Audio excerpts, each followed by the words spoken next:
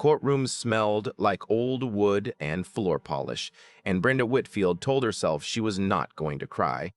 She had promised herself that in the parking lot, sitting in the front seat of her Honda with the engine off and her hands shaking in her lap, she had promised herself that walking up the courthouse steps with her lawyer, a quiet woman named Gail Thornton, who spoke in short, calm sentences and never once told Brenda everything was going to be fine. She had promised herself that standing in the hallway outside courtroom 4B, watching other people's lives get measured and weighed and decided by strangers in black robes. She was not going to cry. Her ex-husband, Rodney, had filed for full custody of their daughter, Zoe. He had filed it 6 weeks ago on a Tuesday, and the process server had found Brenda at work in the middle of a 12-hour shift at Mercy General, her scrubs stained and her hair coming undone. She had read the papers in the break room with a cup of cold coffee in her hand, and the fluorescent light buzzing overhead, and the words had blurred together until the only thing she could see clearly was the phrase, "unfit mother." Rodney Whitfield had never once packed Zoe's lunch. He had never braided her hair before school. He had never sat in the emergency room at 2 in the morning with a feverish child in his lap, counting the minutes until the Tylenol kicked in. But he had money now. He had a new wife, a woman named Shelby who smiled too wide and called Zoe sweetie in a voice that sounded rehearsed. He had a house in the suburbs with a backyard and a golden retriever and a narrative that looked good on paper. Brenda had a 2-bedroom apartment above a laundromat in East Langston. She had a job that paid $31 an hour and a mother who watched Zoe on the nights she worked late. She had 12 years of doing everything right and nothing to show for it except the daughter who still reached for her hand when they crossed the street. The bailiff opened the courtroom doors at 9:15. Brenda walked in with her chin up. The room was smaller than she expected. Wood-paneled walls, 2 long tables, a raised bench at the front with the state seal mounted behind it. Rodney was already seated at the other table with his lawyer, a tall man in a gray suit who looked like he charged $400 an hour because he did. Rodney didn't look at her. He was scrolling through his phone, his jaw tight, his posture stiff in a way that told her he was nervous, even if he would never admit it. Brenda sat down. Gail opened her briefcase and arranged papers in a neat row. The clerk called the case number, and then the judge walked in. He came through the side door, his robe swinging with each step, and the clerk said, "All rise for the Honorable Judge Gaines," and everyone stood, and the judge looked out over the courtroom to survey the parties, and Brenda's heart stopped, not slowed, not skipped, stopped. Because the man behind the bench was Raymond Gaines. He was older. Of course he was older. 14 years had passed since the last time she had seen his face, and those years had sharpened the line of his jaw and thinned his hairline and put a weight in his shoulders that hadn't been there before, but his eyes were the same. Dark, steady, seeing everything. The same eyes that had looked at her across a library table at Howard University when she was 22 years old and didn't know yet that love could be the thing that wrecked you. Raymond sat down. He opened a folder. He put on reading glasses, and that small detail, the glasses, nearly undid her because the Raymond she remembered had perfect vision and used to tease her about squinting at textbooks. "Good morning," he said. His voice was deeper now, controlled. "I've reviewed the preliminary filings in the matter of Whitfield versus Whitfield. Before we proceed, I want to confirm that both parties are present and represented by counsel." He looked at Rodney's table. Then he looked at Brenda's table, and his pen stopped moving. It was the smallest thing, a pause that lasted maybe 2 seconds. His eyes found hers, and something shifted behind them, a flicker, a fracture, and then it was gone. He looked back down at the folder. He adjusted his glasses. He continued talking in that measured, judicial voice, and if anyone else in the room had noticed the pause, they gave no sign of it. But Brenda noticed. She had spent 2 years of her life learning the language of Raymond Gaines's silences, and she still remembered every word. They had met in the fall of 2010 in a constitutional law class that neither of them wanted to take. Brenda was pre-nursing. Raymond was pre-law. The class was a requirement. And they had ended up at the same study table in Founder's Library because it was the only one near the outlet, and they both had laptops with dying batteries. He had been quiet at first. Serious. The kind of man who listened more than he spoke and made you feel, when he finally did speak, that every word had been chosen with intention. He wore button-downs with the sleeves rolled to his elbows and kept a highlighter behind his ear. And the first time he smiled at her, really smiled, she had looked away because it felt like staring at something too bright. They had dated for 2 years, not the loud, dramatic kind of dating that made for good stories at parties, but the quiet, deep kind. Study sessions that turned into dinners, that turned into long walks across campus in the dark, talking about everything, about their families and their fears and the versions of themselves they were trying to become. Raymond wanted to be a public defender. He wanted to stand in courtrooms and fight for people who couldn't fight for themselves. Brenda wanted to be a nurse. She wanted to hold people's hands when they were scared and tell them the truth, even when the truth was hard. They had been good together.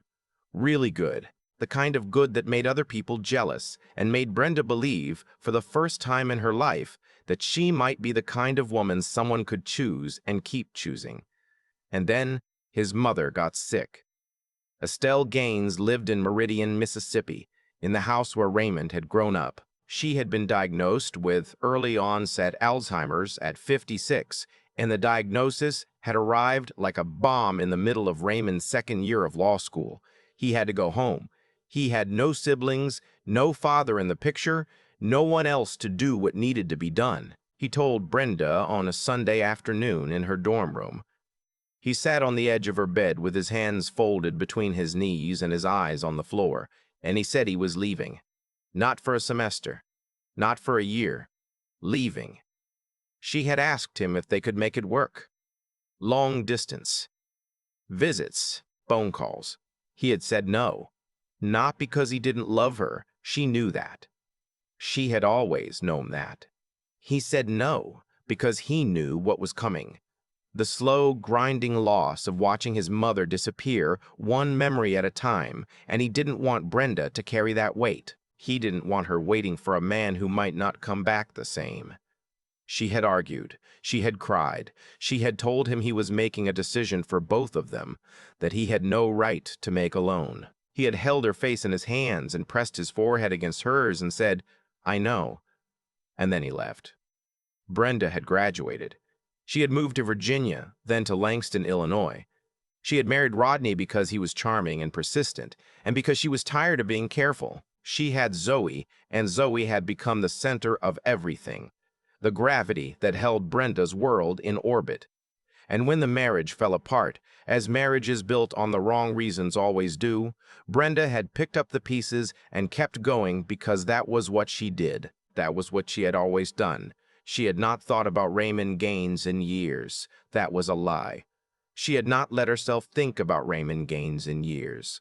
There was a difference. Now he was sitting 12 feet away from her, wearing a black robe and reading glasses, deciding whether she was fit to keep her own child. The hearing proceeded. Rodney's lawyer went first, laying out the case in smooth, practiced paragraphs. Financial stability, 2-parent household, better school district, access to resources, extracurricular programs, a bedroom with a window that faced the backyard instead of a parking lot. He painted a picture of Brenda's life that was technically accurate and deeply unfair. The way a photograph taken at the wrong angle can make something beautiful look broken. Gail countered. She was good, better than Brenda had expected for what she could afford. She talked about Brenda's work ethic, her record at Mercy General, the evaluations from Zoe's teachers that described a child who was happy, well-adjusted, and fiercely loved. She submitted evidence of Rodney's absences during the first 3 years of Zoe's life, the weekends he had canceled, the birthdays he had missed, the school plays he had watched on FaceTime from hotel rooms in other cities. Raymond listened. He asked questions. He made notes. His face gave nothing away, and Brenda watched him the way she used to watch him in that library, trying to read the thoughts behind the stillness. At 11:30, he called a recess. Brenda stood up too fast. The room tilted. She grabbed the edge of the table, and Gail put a hand on her arm and said, "You're doing fine." She wasn't doing fine. She walked out of the courtroom and down the hallway and into the women's restroom and locked herself in a stall and pressed her palms flat against the cool tile wall and breathed. She thought about Zoe.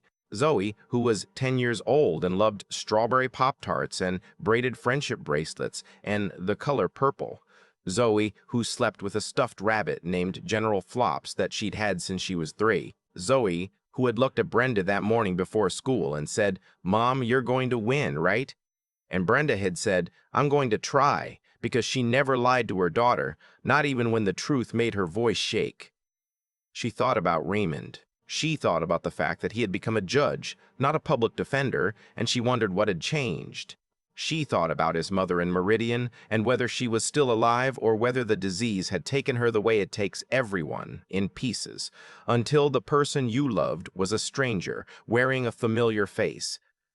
She washed her hands. She dried them. She walked back to the courtroom. The afternoon session was harder. Rodney took the stand. He was polished. He talked about his new life with the practiced sincerity of a man who had rehearsed in front of a mirror. He talked about Shelby, who had quit her job to be there full-time for Zoe. He talked about the backyard and the dog and the neighborhood where kids rode bikes on tree-lined streets. And then Rodney's lawyer asked the question Brenda had been dreading. "Can you describe your concerns about the child's current living situation?" Rodney leaned forward. "Look, I love Brenda. She's a good person. But she works nights, 12-hour shifts, sometimes back-to-back. Zoe's with her grandmother most evenings, and my ex-mother-in-law is 71 years old. The apartment's small, the neighborhood isn't great, and I just think." He paused, and Brenda could see him choosing his words. "I think Zoe deserves more." It was the more that cut her, as if love and stability and the daily, unglamorous work of showing up could be measured in square footage and school rankings. Brenda took the stand at 2:15. Gail walked her through the questions they had practiced. She talked about her schedule, the accommodations she had made, the support system she had built. She talked about Zoe's grades, her friendships, her health. She talked about her mother, Gloria, who was 71 but sharper than most people half her age, a retired teacher who read to Zoe every night and helped with homework, and had never once let that child feel alone. And then Gail asked, "Ms. Monaghan, Whitfield, what would losing custody mean to you?" Brenda looked at her hands. She looked at the judge. Raymond was watching her. Not the way a judge watches a witness. Not the distant, analytical gaze of a man weighing evidence. He was watching her the way he used to, with that quiet intensity that had always made her feel like the only person in the room. "Zoe is not a case number," Brenda said. Her voice was steady, and she was proud of that. "She's not a situation that needs to be optimized.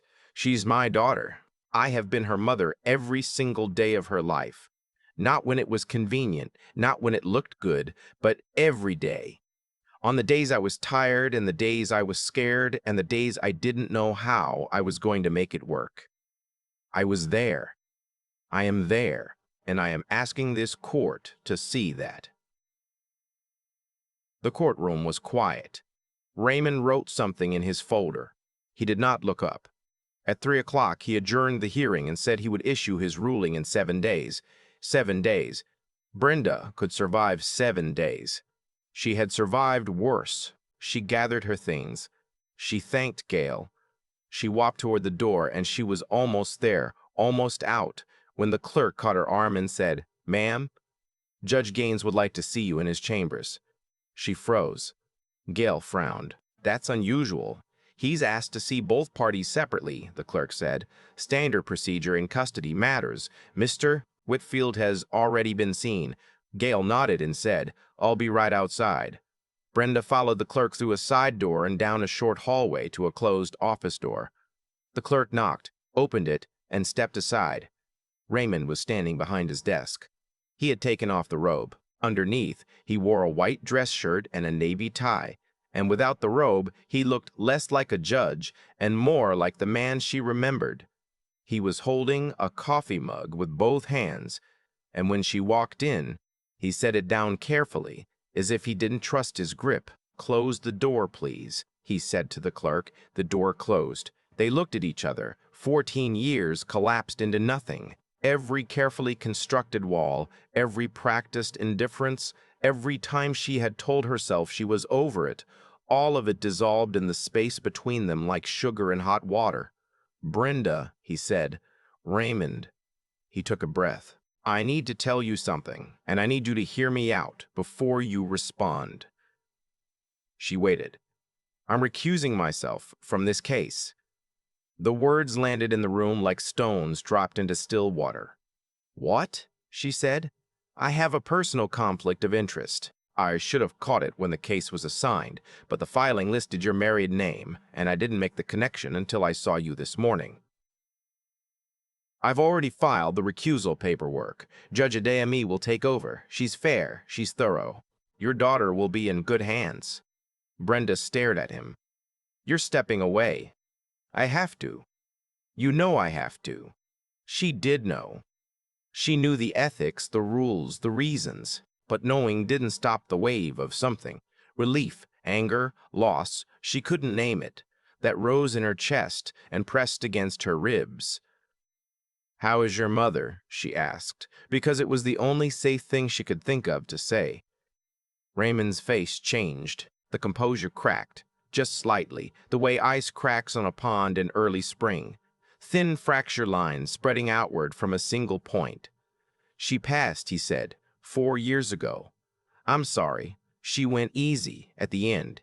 Didn't know me anymore, but she was peaceful. The nurses at the facility were good to her." He paused. "One of them reminded me of you. Had that same way of talking to people like they mattered even when they couldn't understand the words." Brenda didn't know what to do with that. She stood very still and let it land. "You became a judge," she said. "Yeah. Not a public defender." He almost smiled.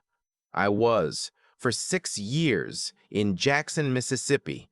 Took every case they gave me, won some, lost more than I wanted to.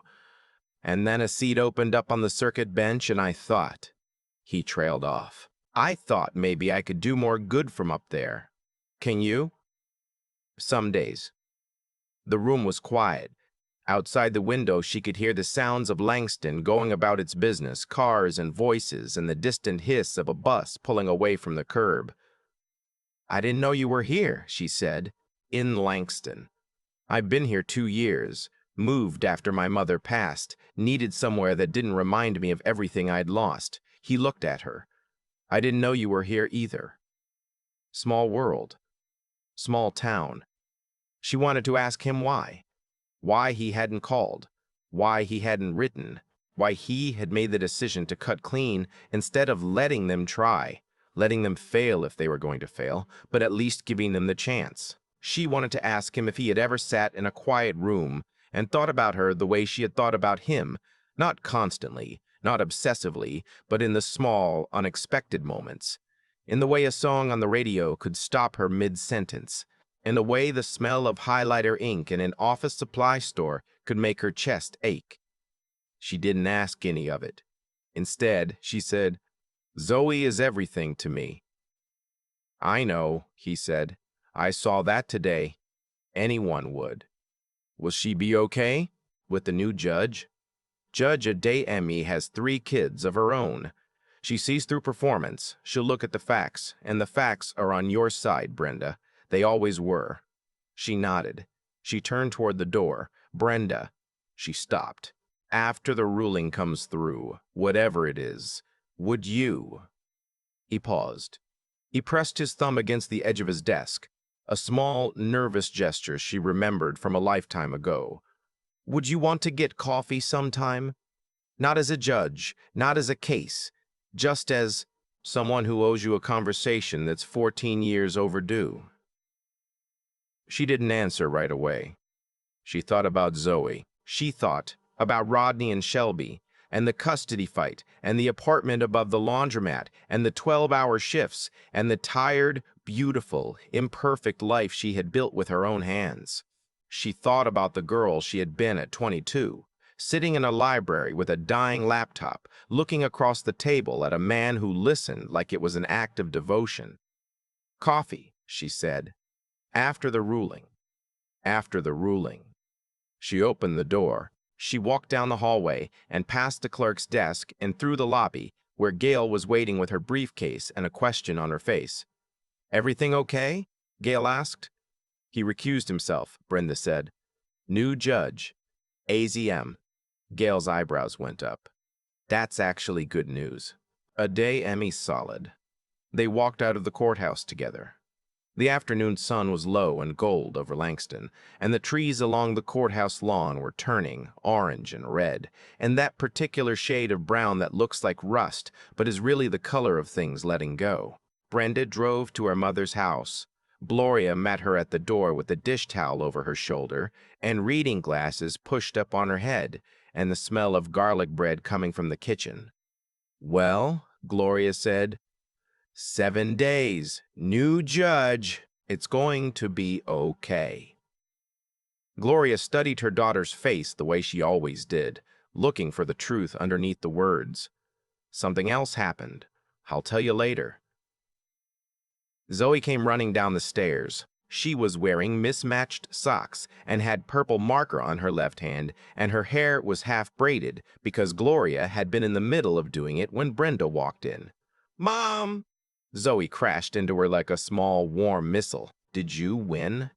Brenda knelt down and held her daughter's face in her hands and looked into those brown eyes that trusted her completely, that believed she could fix anything, that had never once doubted she would come home.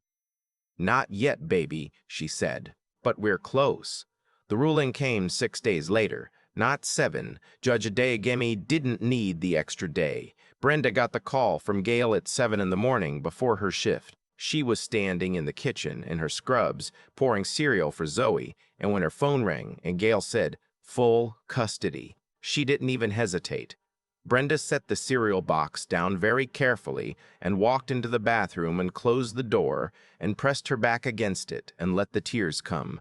Not sad tears, not relieved tears, something deeper than both. The kind of tears that come when you have been holding something so tightly for so long that the act of finally letting go feels like its own kind of breaking.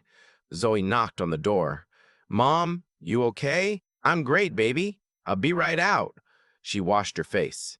She opened the door. She poured the milk on the cereal and braided Zoe's hair and drove her to school and kissed her goodbye and watched her run through the front doors with her backpack bouncing and her friendship bracelets sliding up and down her wrist.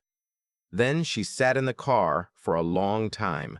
She picked up her phone. She scrolled through her contacts. She didn't have Raymond's number. She hadn't asked for it, and he hadn't offered it, and that gap, that deliberate space between them, felt both frustrating and exactly right. But Langston was a small town, and some things have a way of finding you when you stop running from them. She pulled out of the school parking lot and drove to work, and the sun was coming up over the hospital and the light was the color of something beginning. 2 weeks later, on a Saturday morning, Brenda was standing in line at Clement's Coffee on Main Street when the door opened behind her and a voice said, "I was hoping I'd find you here." She turned around. Raymond was standing in the doorway in a gray coat and no tie, and he was holding a book in one hand, a worn paperback with the spine cracked, and he looked nervous. She had never seen Raymond Gaines look nervous, not in the library, not in the courtroom, not even when he told her he was leaving. But he looked nervous now. "How did you know I'd be here?" she asked. "I didn't. I've been coming to this coffee shop every Saturday for 2 weeks. She almost laughed. She didn't. But she almost did. "I heard about the ruling," he said. "Congratulations." "Thank you." He looked at the menu board, then back at her. "Can I buy you that coffee?" Brenda thought about everything that had brought her to this moment. The study table at Howard. The Sunday afternoon when he left. The years of building a life she could be proud of. Rodney. Zoe. The courtroom. The way Raymond had looked at her from behind that bench, not like a judge, but like a man remembering something he had tried very hard to forget. She thought about what her mother always said, that life doesn't give you second chances so much as it gives you second doors, and the only real question is whether you're brave enough to walk through them. "Yeah," she said. "You can buy me that coffee." They sat at a small table by the window. The morning light fell across the surface in long, warm strips. Raymond set down the paperback, and she saw the title, a constitutional law textbook, dog-eared and highlighted in yellow, the same edition they had used at Howard. "You kept it," she said. "I kept a lot of things," he said, and they talked. Not about the custody case, or the courtroom, or the 14 years they had lost. They talked about the things that mattered now, about Zoe and her friendship bracelets, and her love of the color purple, about Raymond's mother and the way grief changes shape over time but never fully disappears, about the lives they had built and the people they had become, and whether those people still recognized anything in each other. They talked for 2 hours. The coffee got cold and neither of them noticed. When they finally stood up to leave, Raymond held the door for her, and as she passed him, he said, "Same time next week, same time next week." She walked to her car. She sat down. She put her hands on the steering wheel and looked out at Main Street, at the small storefronts and the Saturday morning foot traffic, and the coffee shop where a man she had loved a long time ago was still sitting by the window, watching her go.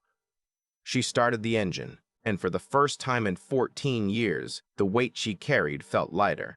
Not gone, not erased, but shared, the way a load shifts when someone reaches over and takes the other handle. Not because you asked them to, but because they remembered how. Now, if you've been watching this far, let me say this. Sometimes life takes people away from you. Not because they want to go, and not because you did anything wrong, but because the world is complicated and timing is cruel, and love alone isn't always enough to hold two people in the same place. But that doesn't mean the story is over. It just means the next chapter hasn't started yet. And if you're out there waiting for your next chapter, I hope you know it's coming. Be patient with it. Be brave when it arrives. And if someone walks back into your life carrying the same book they had in college, maybe, just maybe, let them buy you that coffee. If you like this story, please hit that like button and subscribe to Victor's Stories for more. And drop a comment telling me where you're watching from. I love hearing from all of you, every single one.